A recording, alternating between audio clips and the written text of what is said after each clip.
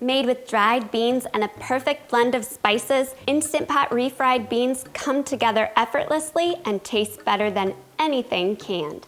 Hi mindful moms and dads, Kristen here. As someone who suffers from a chronic disease, I believe homemade is best, but it doesn't need to be complicated.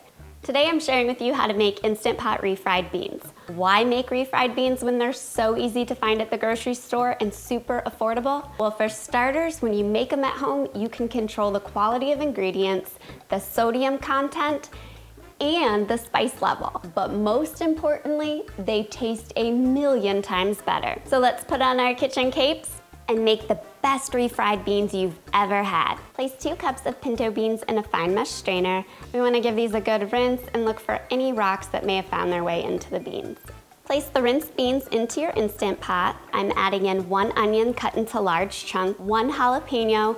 I've removed the seeds and rims from the jalapeno. You can leave the seeds in if you like your beans really spicy. 3 cloves of garlic, 4 cups of low sodium vegetable broth or chicken broth, and then 2 cups of cold water.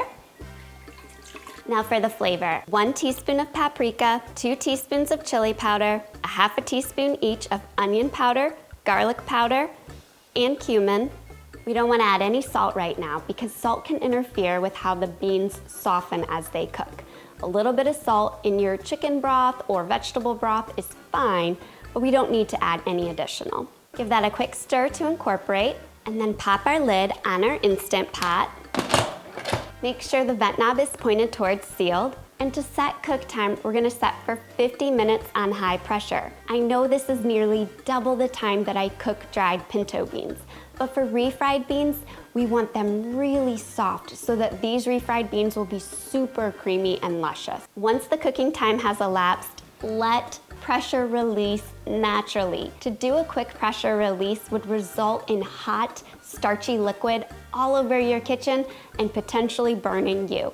So have a little patience and just let your Instant Pot be until pressure releases on its own, which can take up to 30 minutes because our Instant Pot is quite full. Once pressure has been released, open up the lid, and I'm gonna use a slotted spoon to remove my beans and place them into a blender. If you don't have a slotted spoon, you can certainly use a colander and drain your beans over a large mixing bowl. I'm leaving the jalapeno in my bean mixture because I like a little kick to my refried beans.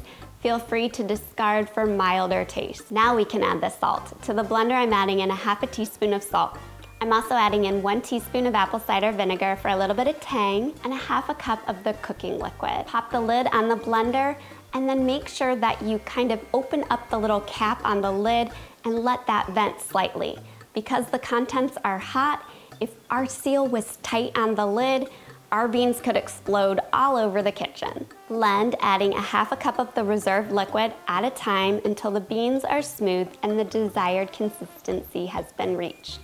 At this point, you want to give your beans a taste, and if needed, you can add in a bit more salt, and then you would pop the lid back on and blend again. These are really the best refried beans. They're super creamy and super flavorful. They're perfect to use to make bean burritos in the base of a creamy taco dip, or to use as a side dish for recipes like my Instant Pot chicken tacos, which I'm gonna show you how to make in the next video using just 4 ingredients. I'll see you there.